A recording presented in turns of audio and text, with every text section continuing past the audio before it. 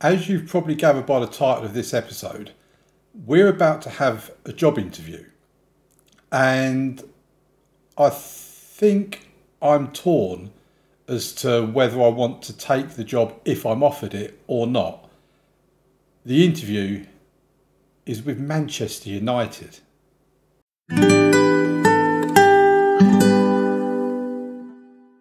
So here we are, Manchester United offer job interview. This isn't the point in the save where I was planning on coming back, but I felt I couldn't really do this off camera and just come back for Brentford and whatever else. So the Manchester United board have invited you to attend an interview with them as they wish to discuss with you the possibility of becoming their new manager.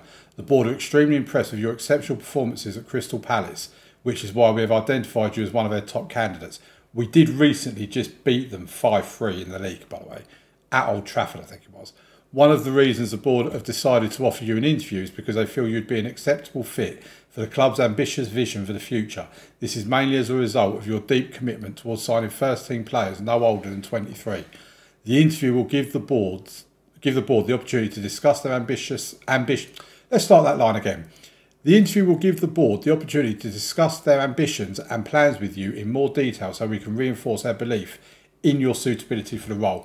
Now, before we go into this job interview, we need to have a look at a few things. So first of all, my contract with the club, I'm on £30,500 a week, no bonuses or anything like that. And my contract expires in 2 and a bit years' time. So 30,500, 16.2 after tax. If we then look at our finance, I mean, we are £43.6 million in debt at the moment, or in the red in terms of our balance. We've got a wage budget of 2 million. In terms of the actual debts at the club, we are £151.7 million in debt and £38.3 million transfer debt. So now, not all of that is down to me, and none of that is down to me. That's down to the club. So we need to bear that in mind when we look at where we're going with all of this. If we then have a look at our reputation, we're 4 stars. Didier Deschamps is 4.5 stars. But obviously we're improving all the time. There's no doubt about that. So yeah, I think we go to the interview, and let's first of all just get that taken care of. Right, now what I'm looking at as well is we look at the schedule. Since you was last week with Shrewsbury and Brighton, we drew 1-1 with Liverpool at home, Kevin Nicol getting a goal, and then we beat Man United 5-3 at Old Trafford in front of only 67,000, not even a full house at Old Trafford. We were due to play Watford later on today in game before we then came back for Brentford versus Coventry. So let's get into the actual interview and let's sort that out first. Welcome, Damien. We're very excited to speak to you. We would like to discuss our plans for the club's vision and get your views on them. It's great to be here. Let's get started. What do you think makes you suited to managing a club of this stature? Says Mr. Danny Cook.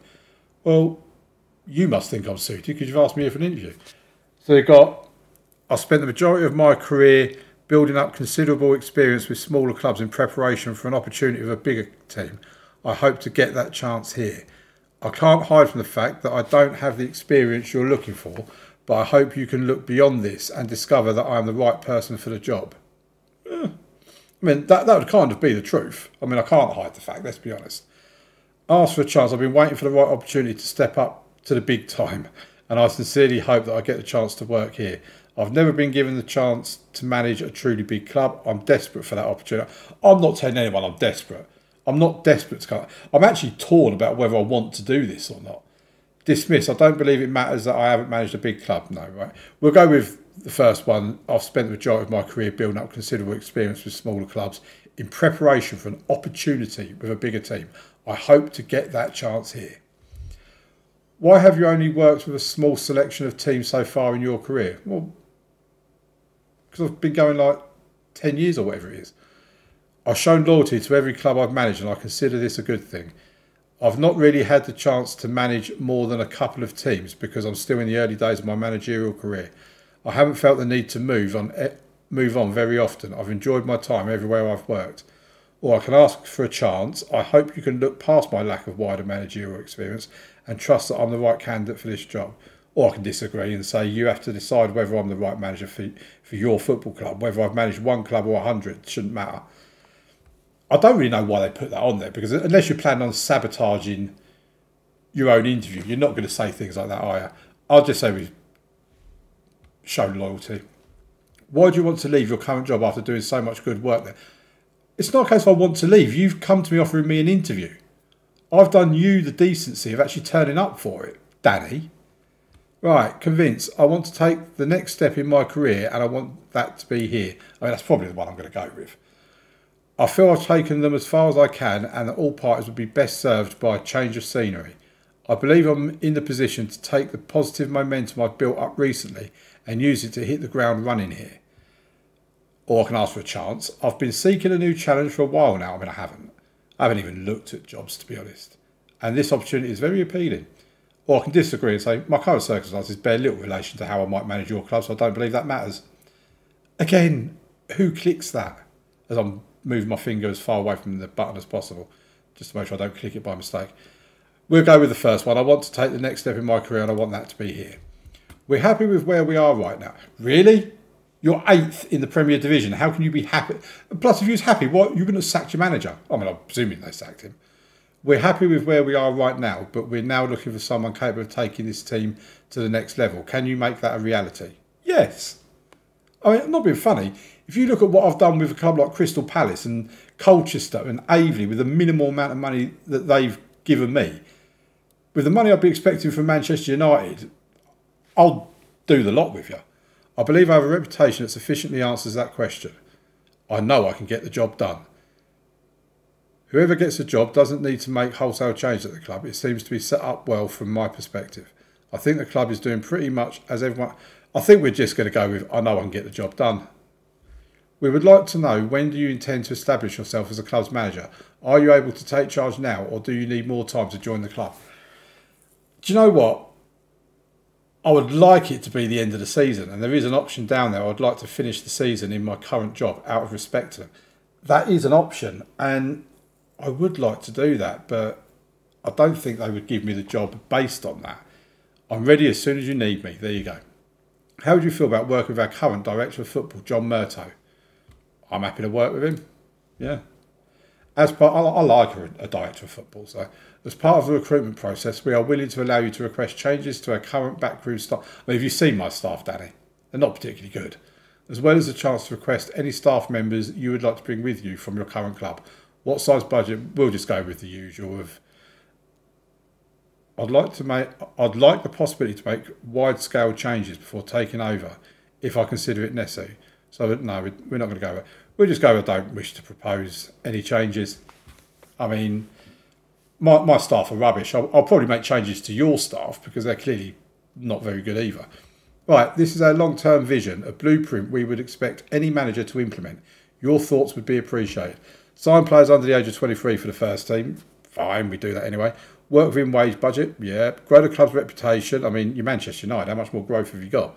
Maintain the best youth system in the country. Yeah. Maximum 1-year contracts for players over the age of 32. Maximum 2-year contracts for players over the age of 30.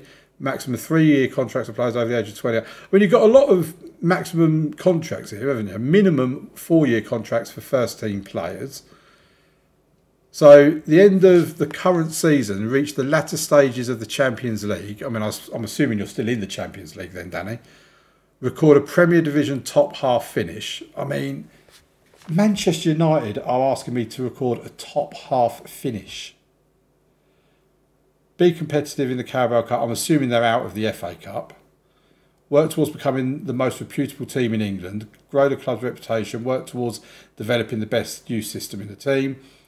Then next season, it's all the same sort of stuff. Work towards challenging for the Premier Division title. So you want me to get top half this season, which is 10th. And then next season, we've got a challenge for the title, or at least work towards it. I mean, I'm confident we can do that, but work towards becoming the most reputable team in England. And then the following season, the end of the 2033-34 season, challenge for the Premier Division title. I mean, Then the following season, then we got to. So end of season 4 would be work towards winning the Premier Division title. So in their 5-year plan, we have to win the Premier League in 5 seasons. I mean, if I can't win the Premier League with Manchester United within 5 seasons, then I deserve to be sacked, quite honestly. Yeah, it looks like an exciting future. We have no expectations for you to fulfil for the current season. Expectations and budgets will be set in the build-up to next season if you are hired. That's fine. What's next?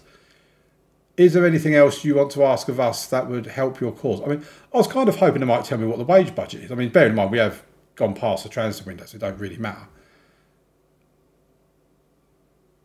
I'm good, thanks. That concludes the interview. Thank you very much for an enlightening discussion. We'll be in touch. And we've left the meeting.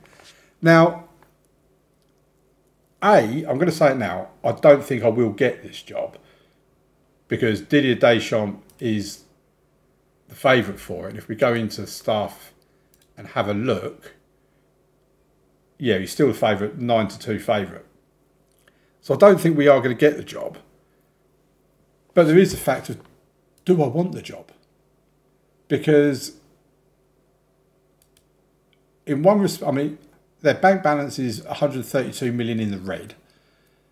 In one respect, this is Manchester United. And if this was real life and you're the Crystal Palace manager, I think you're taking a Manchester United job if you're offered it. But when you look at the table, I mean, we're 4th at the moment. We're 6 points ahead of Liverpool with 12 games to go of the season. Manchester United have 11 games to go. I mean, Manchester United might not even qualify for Europe next year. They're currently 3 points off. If they take 2 weeks, 3 weeks, 4 weeks, whatever it is, to decide who's going to be the next manager, we might not even be able to get them into a European place. Everton, that were promoted with us last season, are actually higher than Man United in the league. Right, I think what we're going to do is we're going to play forward. I'll play the Watford game off camera and see if we get a response from Manchester United before we play against Brentford, which is only in a few days' time. So let's see how we get on.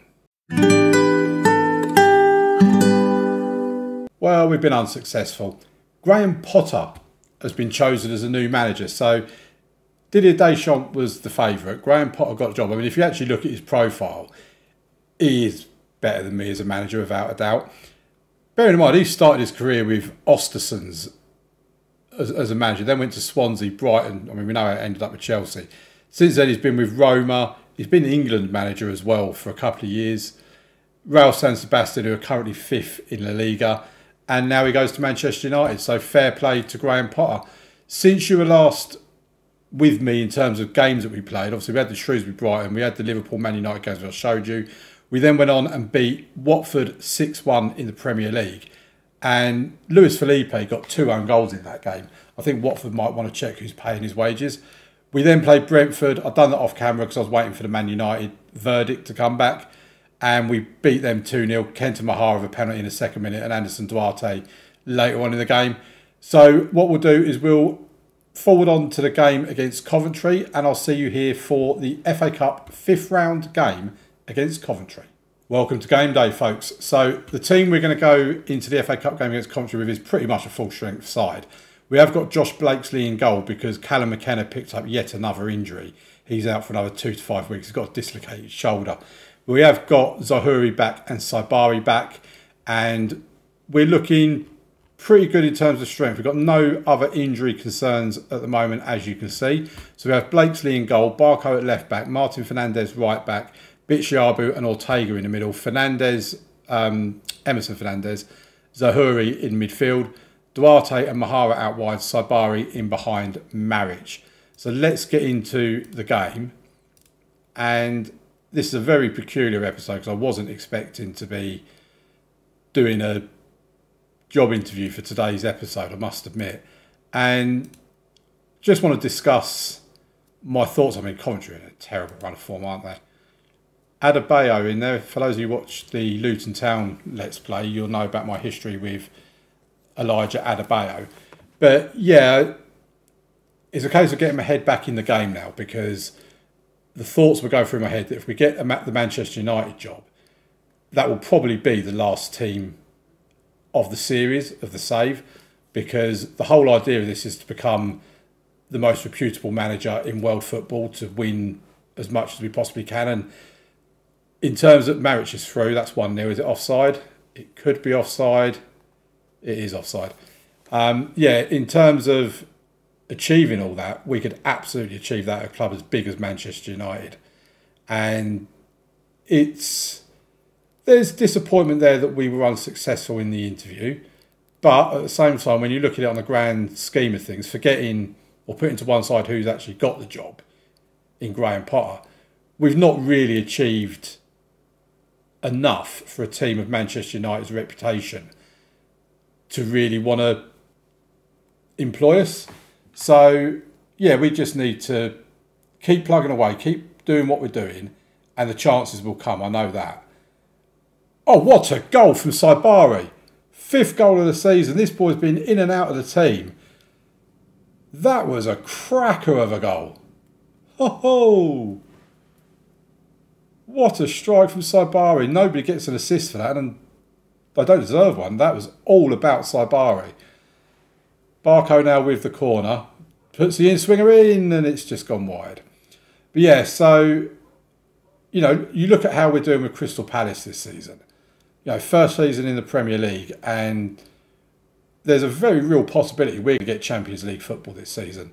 You know, it's not a done thing by any stretch of the imagination, but we certainly will look at wanting European football by the end of this season. And that is just phenomenal that we're in that kind of position.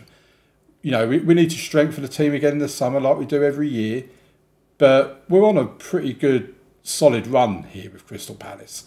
And I'm absolutely certain that the right kind of job offer, job interview, whatever will come along later on, and Man United was obviously not the right club for us. But if I'm being honest, there is a little tinge of disappointment there. You know, I did sort of look at it and think, oh my God, I mean, we're into like something like the 82nd, 83rd episode of this series, and all of those episodes have been building up to this, you know, to a big job interview. Barco with the corner. We are only 1-0 up, which is a bit disappointing that we're going to be going into half-time only leading 1-0 against bottom of the Championship Coventry City. They've posed absolutely no threat in this game whatsoever. Things are going well, but I think you're capable of even better. And I think that's pretty true as well. Right, Martin Fernandez with the throw-in. Let's get ahead back into Crystal Palace, because that's where we are. Right, Zohuri to Fernandez. Goes to Martin Fernandez to Zohuri. Saibari to Mahara to Fernandez. I mean, this is what I love when we're passing the ball around like this. It's so good to watch. We are such a good team to watch. Right, Coventry now have the ball. But like I say, we might be a good team to watch, but that means nothing if you end up losing games of football. Ball over the top. Bitshiabu kind of clears it. They're going back to him again. Martin Fernandez to Kenta Mahara. Easily dispossessed there, Kenta Mahara. Right, Saibari, can you do anything? I mean, we know you can from the goal you scored. This is a weird highlight that's going on for a long time and not really going anywhere at the moment. Right, here's Duarte to Saibari. He's tackled. Barco picks it up, gets across into the box. And Kenta Mahara, 21st goal of the season. Simply breathtaking, it said in the text commentary, and I agree. Beautiful goal from Mahara. Taking a free kick now. Puts the ball into the box. Saibari! Oh. I think we'd have been a bit sport if we had two absolute weldies from Ismail Saibari in one episode. Right, we have a goal kick. Josh Blakesley takes it. I am thinking, do I need a new goalkeeper in the summer? Because, oh, Maric is through. Beautiful bit of football, but he's put it wide. It's gone out for a corner, actually. It's a mistake of deflection. Barco will take the corner. The in-swinger keeper comes out and claims it nicely. Yeah, I'm thinking, do we need a new goalkeeper? Because Callum McKenna's a good goalkeeper, don't get me wrong, he's really good. But he's just so injury prone. And I think this is about the third time he's been out injured this season. Ortega gets his second goal of the season from the corner. Barco with the assist. I do like how good we are from corners as well. it's such a nice little thing to have in our locker that we can just pull on corners. Right, let's have a look at who we want to substitute. I'm going to take Kenta Mahara off. And we'll bring on Mohamed Sham for him. I'm going to bring Zaori off. He's just returned from injury. Bring Akas Vatni on in his place. And I think that's probably going to be it for now. We'll take Barco off and bring Matasuna on in his place. And what we do is after this game, we'll forward on to the draw for the quarter-final of the FA Cup to see who we have. And then we'll be able to see who we're going to come back and play in tomorrow's episode. Leave a like on the video as well, by the way, if you haven't already. Subscribe to the channel. That'd be wonderful. We've recently hit 100 subscribers on the channel, which is absolutely awesome. Coventry have just scored. Chris Stewart. That's another dirty sheet for us. Hopefully, with 20 minutes to go, that's not going to be the start of a Coventry City comeback. But yeah, I'm not convinced by Josh Blakesley either as our goalkeeper. Right, let's make a couple more substitutes. I think we bring Finley Ide on for Martin Fernandez. And Liedemar can come on for Duarte, I think. Because Duarte's actually not had a particularly good game. Neither's Alan Marriage. Josh Blakesley so far played in all of our FA Cup games so far. It's mad as well that Coventry City can have a bigger attendance than us. Oh, fuck, I've gone in. They've got a bigger stadium than us with a bigger capacity. And they're probably about to enter League One. I mean, it is madness. Okay, that's it. 3-1. Nice, comfortable enough win, really, in that game. Bolton have beaten Brighton.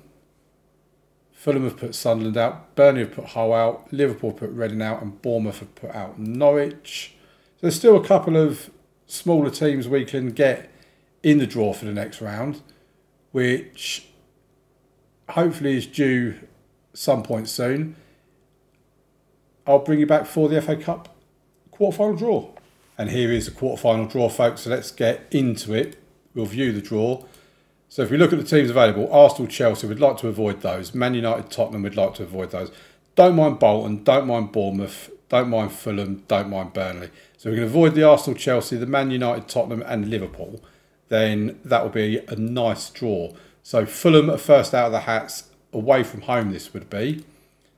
And that's who we've got. We play Fulham away from home in the quarter-final of the FA Cup.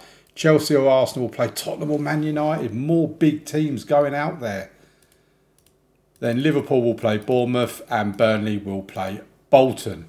So, look, I mean, we're guaranteed to have a team from either League One or the Championship in the semi-final of the FA Cup. If Bournemouth could do Liverpool as well, that would be amazing. So, yeah, we've got Fulham in the next round of the FA Cup. If we have a look at the schedule, we're a bit behind now because of the episodes that, you know, we was meant to play Brentford today. So what we'll do is the FA Cup game is here. It's probably a bit close. We might come back for Reading and Chelsea around this time. And then by then we'd have played that game and we'll know if we're through who we get in the semi-final. So I'll see you tomorrow for Reading and Chelsea. Thank you very much for watching. Please leave a like on the video, subscribe to the channel, all that sort of stuff. Thank you so much for getting the channel to over 100 subscribers now. It's amazing. It's awesome. I'm absolutely made up. And yeah, just thank you to everybody. It did happen a little while ago, but I do feel I need to say thank you on camera as well. So I'll see you tomorrow for the next episode. Thank you very much for watching. Bye-bye.